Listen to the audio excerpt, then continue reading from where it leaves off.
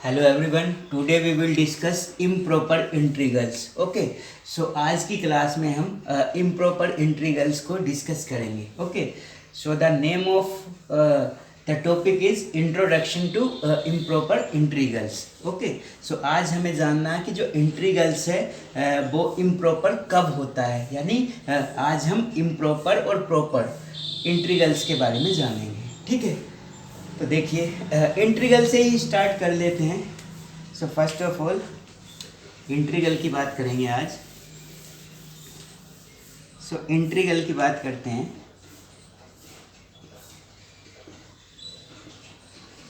Integral, सो जैसा कि आपने ट्वेल्थ क्लास में भी स्टडी किया है, तो इंट्रीगल जो है वो टू टाइप्स के थे वहाँ पर। ठीक है, एक तो था आपका डेफिनिट इंट्रीगल एंड दूसरा इंटीग्रल था वहाँ पर आपका इनडेफिनिट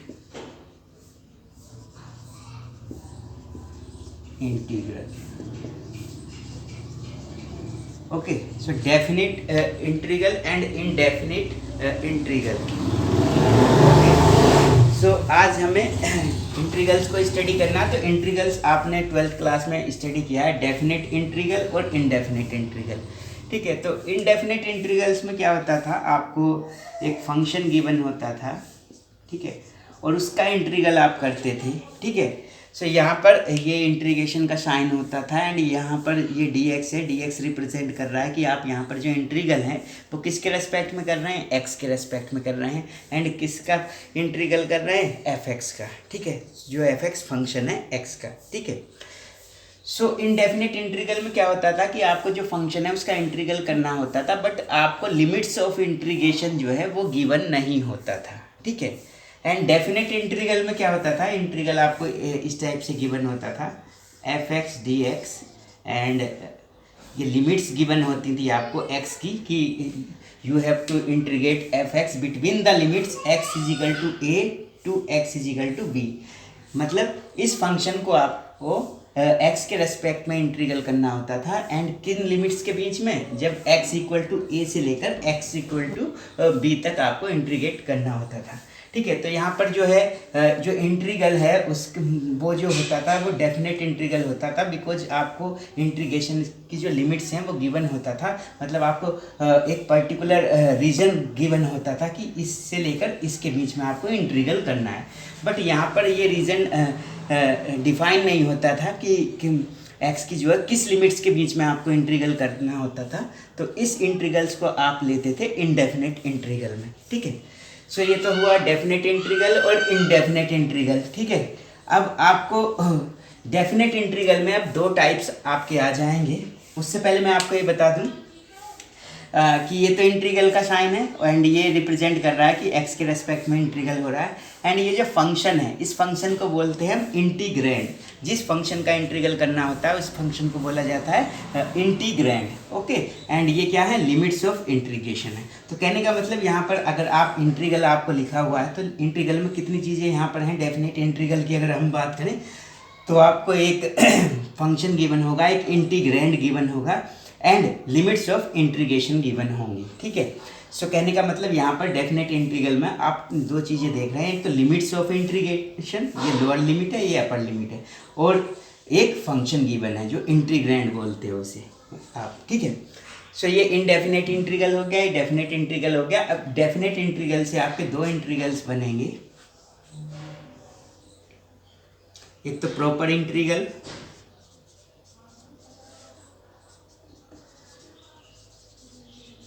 और दूसरा हो जाएगा आपका डेफिनेट से इम्प्रॉपर इंटीग्रल।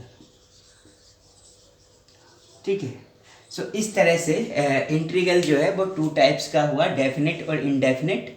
एंड डेफिनेट में से टू टाइप्स आपको निकल के आए, proper integral and improper integral. और इसके बाद में प्रॉपर इंटीग्रल को स्टडी करेंगे हम, तो प्रॉपर इंटीग्रल को स्टडी करेंगे। उसके बाद इम्प्रॉपर इंटीग्रल भी आपके थ्री टाइप्स के होंगे। ये फर्स्ट काइंड का होगा एक, तो इसमें देन सेकंड काइंड,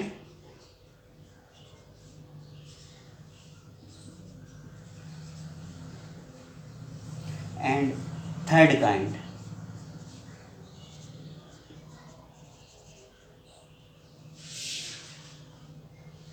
ठीक है। सो इम्प्रॉपर इंटीग्रल कितने टाइप्स का होगा? 3 टाइप्स का, फर्स्ट काइंड, सेकंड काइंड और थर्ड काइंड। ठीक है। तो अभी आपने इंटीग्रल और डेफिनेट इंटीग्रल को स्टडी किया, प्रॉपर इंटीग्रल और इम्प्रॉपर को स्टडी करेंगे, उसके बाद हम इम्प्रॉपर इंटीग्रल के टाइप्स पे आएंगे। तो सबसे पहले आइए बात कर लेते हैं प्रॉपर इंटीग्रल की। ओके।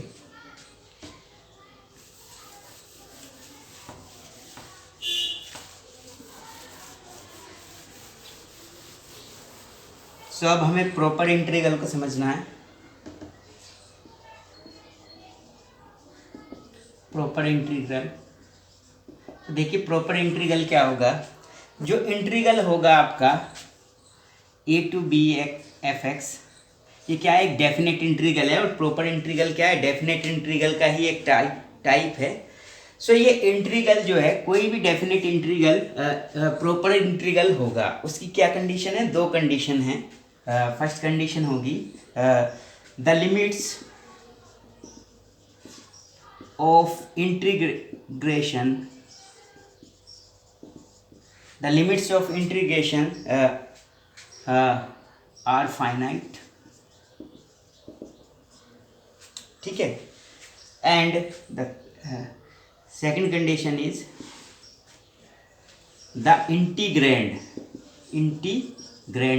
मतलब वो फंक्शन जिसका आपको इंटीग्रल करना है। इंटीग्रैंड यहाँ पर हमने एफ एक्स लिया है, तो ये कैसा होना चाहिए? इज बाउंडेड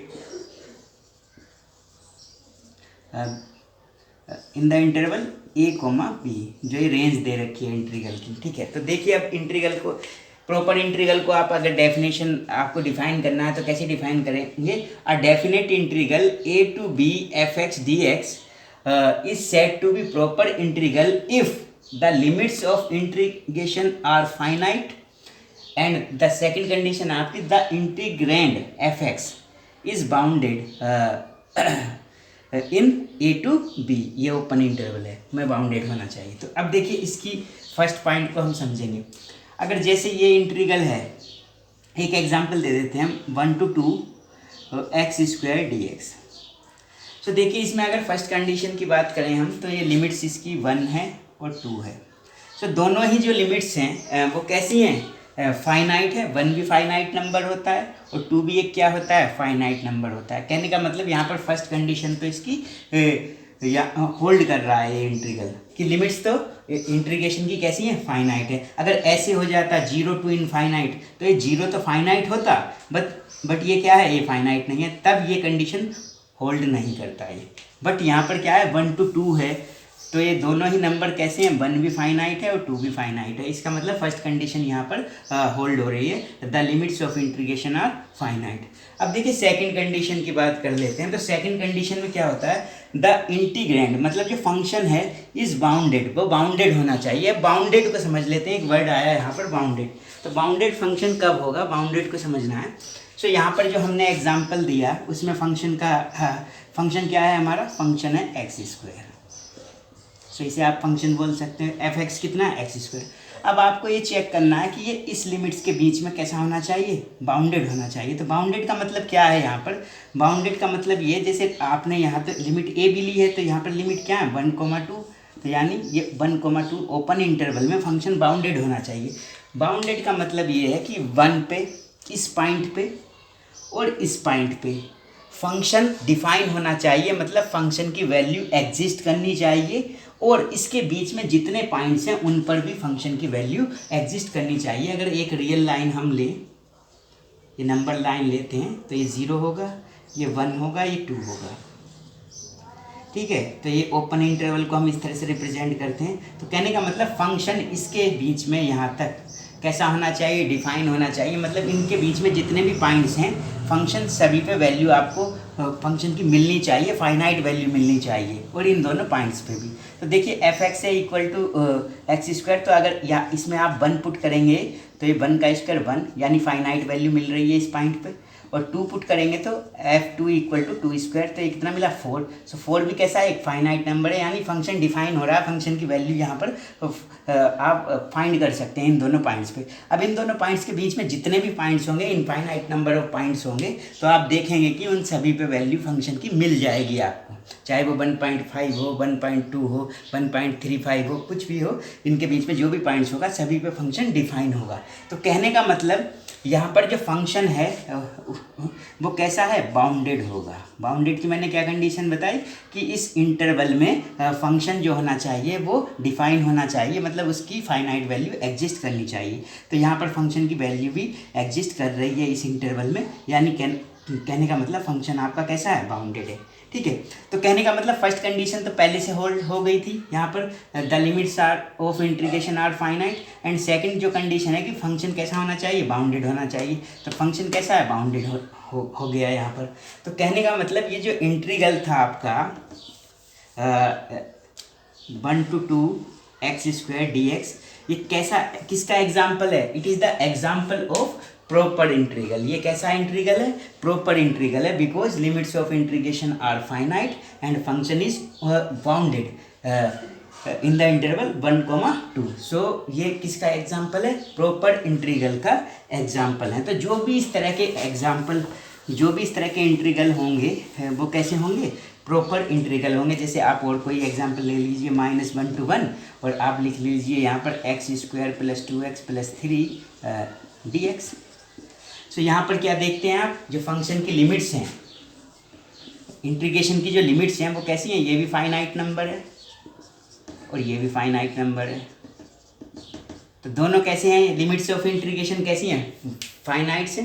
तो कहने का मतलब फर्स्ट कंडीशन होल्ड हो गई। अब ये सेकंड फंक्शन है, तो ये जो फंक्शन है आपका, इसे फंक्शन ले सकते हैं f(x) equal to x square plus 2x plus 3, और इंटरवल है आपका -1 to 1। सो इसमें -1 पे भी फंक्शन की फाइनाइट वैल्यू आएगी, 1 पर भी फाइनाइट वैल्यू आएगी, और अगर आप इसमें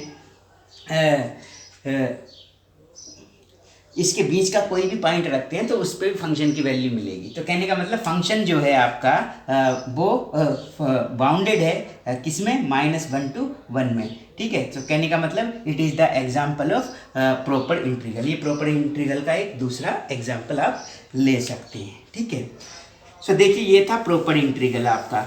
अब बात आती है इम्प्रॉपर इंटीग्रल की। So an integral which is not proper is known as improper integral. मतलब वो इंटीग्रल जो प्रॉपर नहीं होगा तो फिर वो कैसा इंटीग्रल होगा, इम्प्रॉपर इंटीग्रल होगा। मतलब वो डेफिनेट इंटीग्रल जो प्रॉपर इंटीग्रल नहीं है आपका, वो कैसा होगा, इम्प्रॉपर इंटीग्रल होगा। कहने का मतलब ये दो कंडीशन होती हैं आपकी प्रॉपर होने की इंटीग्रल की, तो या तो कोई एक कंडीशन इनमें से फेल हो जाएगी, ठीक है, फॉलो नहीं होगी, या ऐसा भी हो सकता है कि दोनों ही कंडीशन जो है वो फॉलो ना हो। तो कहने का मतलब तब आपका इंटीग्रल जो डेफिनेट इंटीग्रल होगा वो कैसा हो जाएगा, इम्प्रॉपर इंटीग्रल हो जाएगा। जैसे हम एक एग्जाम्पल लिख दें, 0 to इनफाइनाइट और 1/x dx। सो यहाँ पर हम देखते हैं जो लिमिट्स ऑफ इंटीग्रेशन है वो कैसी होनी चाहिए, फाइनाइट होनी चाहिए। लेकिन हुआ क्या कि ये तो इनफाइनाइट हो गया। तो कहने का मतलब ये कैसा इंटीग्रल है, ये इम्प्रॉपर इंटीग्रल है। प्रॉपर इंटीग्रल की कंडीशन को फॉलो ही नहीं कर रहा, पहली वाली कंडीशन को फॉलो नहीं कर रहा, दूसरी तो अभी हमने चेक ही नहीं की। तो कहने का मतलब ये तो प्रॉपर इंटीग्रल नहीं है, ये कैसा इंटीग्रल है, इम्प्रॉपर इंटीग्रल है। ठीक है, सो अब इम्प्रॉपर इंटीग्रल तो आप समझ जाएंगे कि इन दोनों में से कोई सी एक कंडीशन फॉलो ना हो या फिर दोनों ही कंडीशन फॉलो ना हो तो इम्प्रॉपर इंटीग्रल होगा। अब इम्प्रॉपर इंटीग्रल भी कितने टाइप का होता है, वो 3 टाइप्स का होता है। सो उस 3 टाइप्स के इम्प्रॉपर इंटीग्रल को देखते हैं, हम स्टडी कर लेंगे। और इम्प्रॉपर मैंने आपको बता दिया, जो इंटीग्रल प्रॉपर नहीं है डेफिनेट इंटीग्रल, वो कैसा होगा, इम्प्रॉपर इंटीग्रल होगा। ठीक है, तो आइए इम्प्रॉपर इंटीग्रल को डिस्कस कर लेते हैं। सो नाउ इम्प्रॉपर इंटीग्रल, सो इम्प्रॉपर इंटीग्रल को हम स्टडी कर लेते हैं। ठीक है, सो देखिए सबसे पहले हम इसमें 3 टाइप्स के इम्प्रॉपर इंटीग्रल होते हैं। तो हम सबसे पहले वाला टाइप ले लेते हैं। फर्स्ट टाइप क्या होता है, फर्स्ट काइंड इम्प्रॉपर इंटीग्रल, या आप बोल सकते हैं improper integral of first kind. सबसे पहला है आपका improper integral of first kind. Okay, so first kind के इम्प्रॉपर इंटीग्रल को अब हम स्टडी करेंगे कि फर्स्ट काइंड का इम्प्रॉपर इंटीग्रल क्या होता है। ठीक है, सो देखिए मैंने आपको दो कंडीशन बताई थी प्रॉपर इंटीग्रल की कि लिमिट्स जो है वो फाइनाइट होनी चाहिए इंटीग्रेशन की, और फंक्शन क्या होना चाहिए, बाउंडेड होना चाहिए।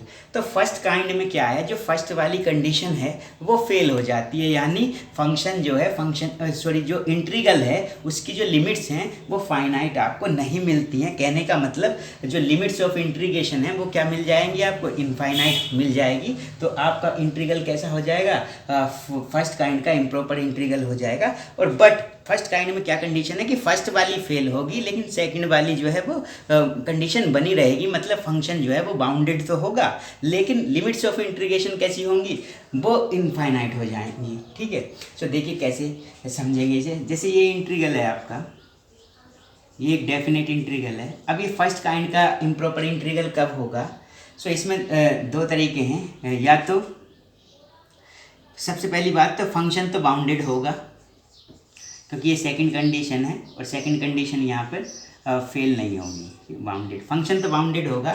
बस क्या होगा, या तो ये लिमिट आपकी इनफाइनाइट हो जाएगी, ठीक है, या फिर ऐसे हो सकता है इनफाइनाइट या minus infinite to b f x D x, या फिर कैसे हो सकता है minus infinite to infinite f x D x. So इस केस में आप देख रहे हैं कि जो तीनों केसेस मैंने लिए यहाँ पर, तो इन तीनों केसेस में एक चीज़ आपको देखने को मिल रही है कि यहाँ पर जो फंक्शन जो इंटीग्रेशन की लिमिट्स हैं वो फाइनाइट नहीं है। यहाँ पर दो लिमिट्स होती हैं इंटीग्रल की, एक लोअर लिमिट और एक अपर लिमिट। तो लोअर लिमिट तो यहाँ पर आपको फाइनाइट मिल रही है, लेकिन अपर लिमिट कैसी है, इनफाइनाइट है। लेकिन कंडीशन क्या कहती है, कंडीशन तो प्रॉपर होने के लिए ये बोलती है कि दोनों लिमिट्स ही कैसी होनी चाहिए, फाइनाइट होनी चाहिए। लेकिन यहाँ पर ये कंडीशन फेल हो चुकी है बिकॉज ये जो है फाइनाइट नहीं है। तो ये किस टाइप का होगा, फर्स्ट काइंड का इम्प्रॉपर इंटीग्रल होगा बिकॉज फंक्शन बाउंडेड है। दूसरी कंडीशन बनी हुई है, दूसरी कंडीशन होल्ड कर रहा है, हमने ले लिया इसे कि फंक्शन बाउंडेड है।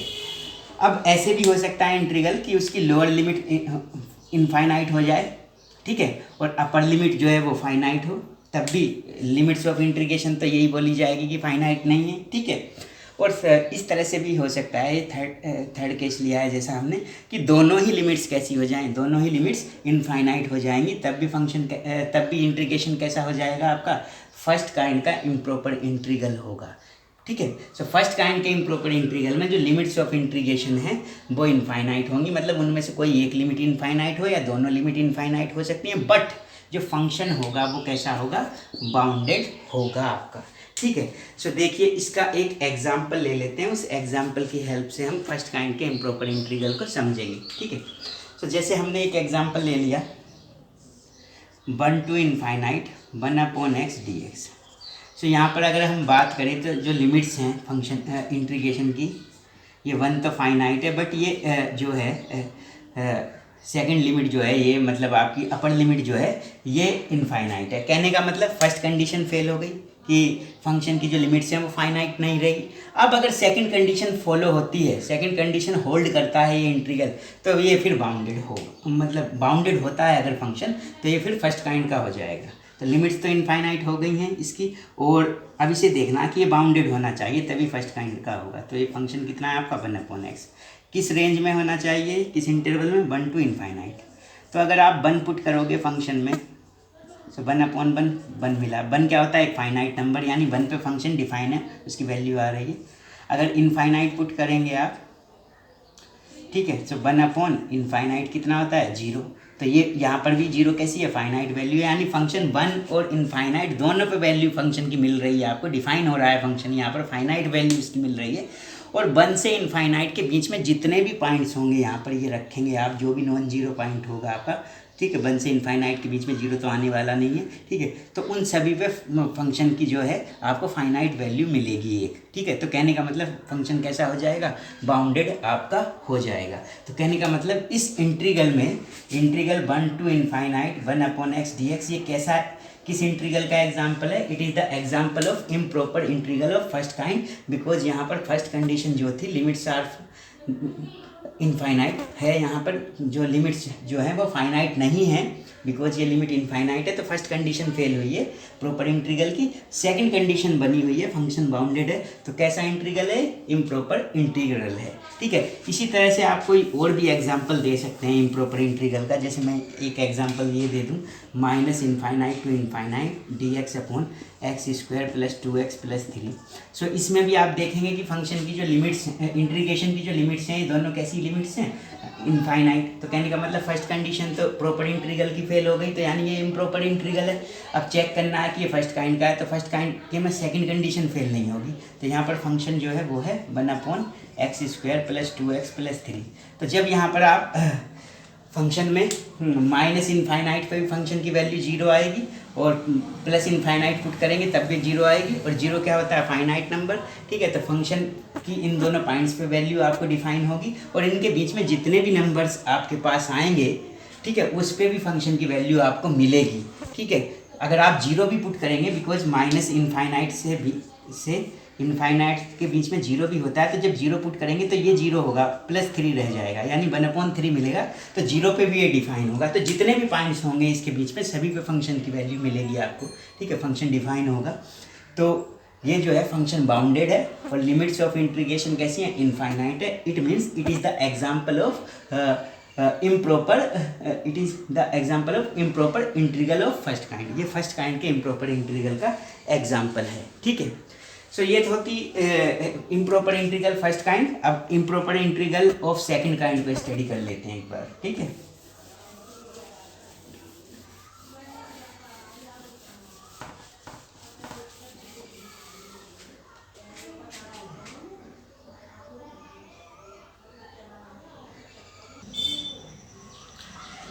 ठीक है, अब देख लेते हैं improper integral of second kind, ठीक है। सो सपोज आपके पास एक डेफिनेट इंटीग्रल है a to b f(x) dx। तो ये डेफिनेट इंटीग्रल जो है आपका सेकंड काइंड का इम्प्रॉपर इंटीग्रल कब होगा? सो फर्स्ट काइंड में क्या होता है कि फर्स्ट कंडीशन प्रॉपर इंटीग्रल की फेल हो जाती है। यहाँ पर सेकंड काइंड में क्या होगा? फर्स्ट कंडीशन तो बनी रहेगी, वो फेल नहीं होगी, मतलब उसे ये इंटीग्रल होल्ड करेगा, मतलब लिमिट्स जो होंगी वो फाइनाइट होंगी, बट जो फंक्शन होगा वो अनबाउंडेड हो जाएगा, ठीक है।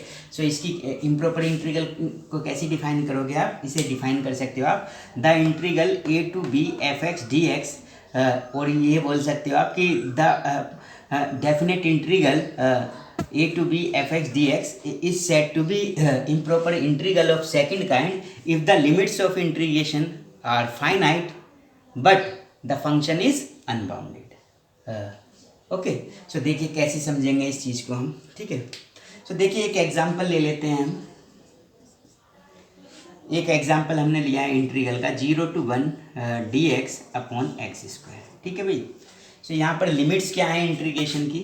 Limits of integration are 0 and 1। So अगर आप देख रहे हैं यहाँ पर लिमिट्स ऑफ इंटीग्रेशन, तो लोअर लिमिट है 0, अपर लिमिट है 1। तो दोनों लिमिट्स कैसी हैं? 0 and 1 हैं, और दोनों ही नंबर कैसे हैं? फाइनाइट हैं। सो इसका मतलब limits of integration are, so आप लिख सकते हैं limits of integration are finite, ठीक है। तो फर्स्ट कंडीशन तो होल्ड हो गई है कि लिमिट्स जो है इंटीग्रेशन की वो कैसी हैं? फाइनाइट है। अब फंक्शन को चेक कर लेते हैं। तो फंक्शन यहाँ पर क्या है? अगर आप यहाँ पर देखेंगे तो लेट आप इसे क्या ले सकते हैं? ये 1/x² का इंटीग्रल हुआ है, यानी इंटीग्रेंड फंक्शन क्या है आपका? 1/x²। अब इस 1/x² को चेक करेंगे कि ये बाउंडेड है कि नहीं। सो किस इंटरवल में चेक करना है आपको? इस 0 to 1 में, ठीक है। सो पहले 0 पुट करके देख लेते हैं फंक्शन में। तो 0 पुट किया आपने तो 1/0 का स्क्वायर यानी 1/0, और 1/0 कैसा होता है? इनफाइनाइट। कहने का मतलब फंक्शन की वैल्यू यहाँ पर डिफाइन नहीं हुई। फंक्शन ने कैसी वैल्यू दी आपको? इनफाइनाइट दिया जब 0 पुट कर लिया आपने, ठीक है। सो इसका मतलब क्या है? ये फंक्शन कैसा हो गया? f(x) इज अनबाउंडेड, मतलब बाउंडेड नहीं है फंक्शन, ठीक है। दूसरे पॉइंट्स पे हमें चेक करने की ज़रूरत ही नहीं पड़ी, बिकॉज फर्स्ट पॉइंट पे ही फंक्शन फेल हो गया, अनबाउंडेड मिला आपको, उसने फाइनाइट वैल्यू आपको नहीं दी, ठीक है। तो फंक्शन कैसा हो गया, अनबाउंडेड आपका, ठीक है।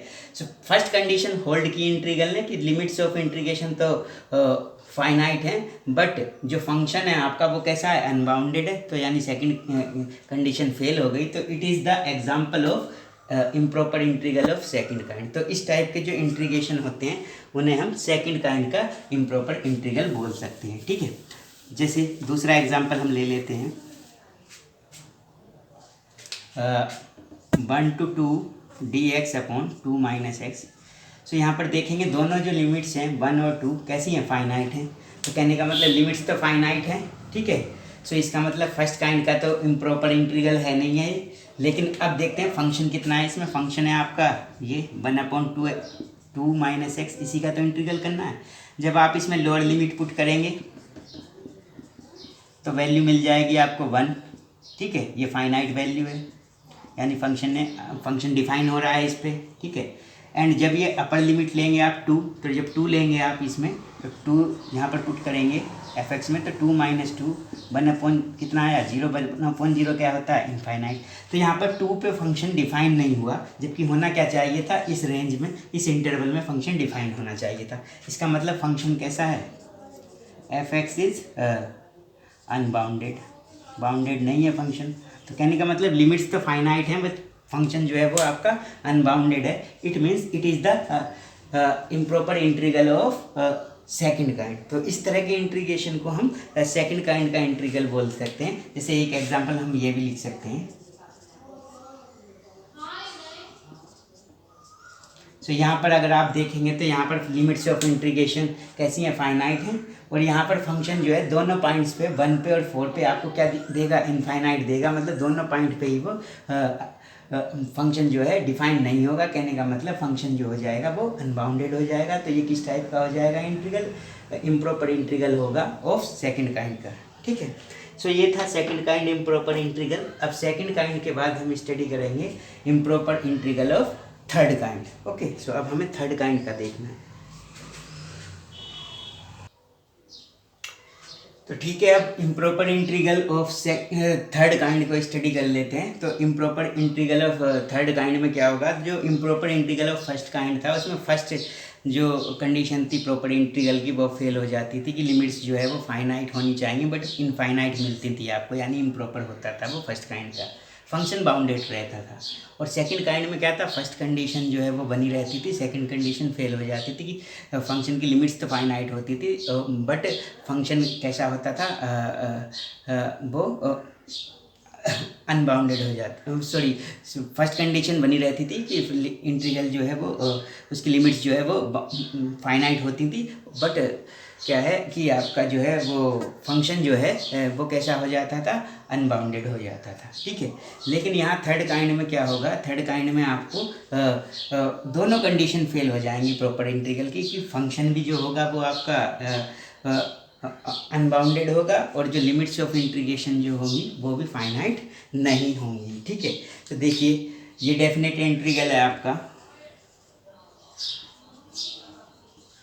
सो आप इसे बोल सकते हैं improper integral of third kind. कब बोलेंगे, सो आप लिख सकते हैं the definite integral a to b f(x) dx is said to be improper integral of third kind if the limits are not finite and function is also unbounded. मतलब function भी जो होगा वो अनबाउंडेड होगा और लिमिट्स भी जो है वो फाइनाइट नहीं होंगी। तो इस टाइप का अगर केस होगा, ठीक है, जो दोनों कंडीशन फेल होंगी, फंक्शन की लिमिट्स भी फाइनाइट नहीं होंगी और जो इंटीग्रैंड है, जो फंक्शन है उसमें आपको क्या करना है, वो फंक्शन जो है वो भी बाउंडेड नहीं होगा। जैसे एक एग्जाम्पल की हेल्प से समझेंगे हम।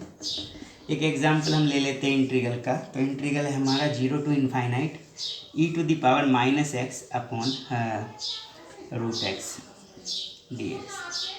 सो अगर इस इंटीग्रल को हम देखें तो इस इंटीग्रल की जो लिमिट्स हैं वो हैं 0 to इनफाइनाइट। तो ये फर्स्ट लिमिट, तो ये लोअर लिमिट जो है ये तो फाइनाइट है, बट ये इनफाइनाइट है। तो अगर कोई भी एक लिमिट इनफाइनाइट होती है तो इसका मतलब फंक्शन की लिमिट्स जो हैं वो फाइनाइट नहीं बोली जाती हैं। तो कहने का मतलब फर्स्ट कंडीशन फेल हो चुकी है प्रॉपर इंटीग्रल की। अब हमें देखना है सेकंड कंडीशन को, तो उसके लिए हम फंक्शन को देखेंगे। फंक्शन क्या है हमारा, e⁻⁻x अपॉन रूट एक्स, और इंटरवल क्या है हमारा 0 to इनफाइनाइट। अब हम ये देखेंगे कि 0 to इनफाइनाइट के बीच में और 0 to इनफाइनाइट पर फंक्शन कैसा होना चाहिए, बाउंडेड होना चाहिए, मतलब फंक्शन डिफाइन होना चाहिए। तो 0 अगर आप इसमें पुट करते हैं सो e⁻ यहाँ पर हो जाएगा -0 ये अपॉन √0। सो ये हो गया e⁻0 1 और √0 0। सो 1/0 होता है इनफाइनाइट। तो कहने का मतलब फंक्शन यहाँ पर डिफाइन नहीं हुआ, फंक्शन की वैल्यू आपको इनफाइनाइट मिली, किस पे, 0 पे। तो सेकंड पॉइंट पे आपको या और किसी पॉइंट पर चेक करने की ज़रूरत ही नहीं है, फंक्शन कैसा हो गया, फंक्शन अनबाउंडेड हो गया।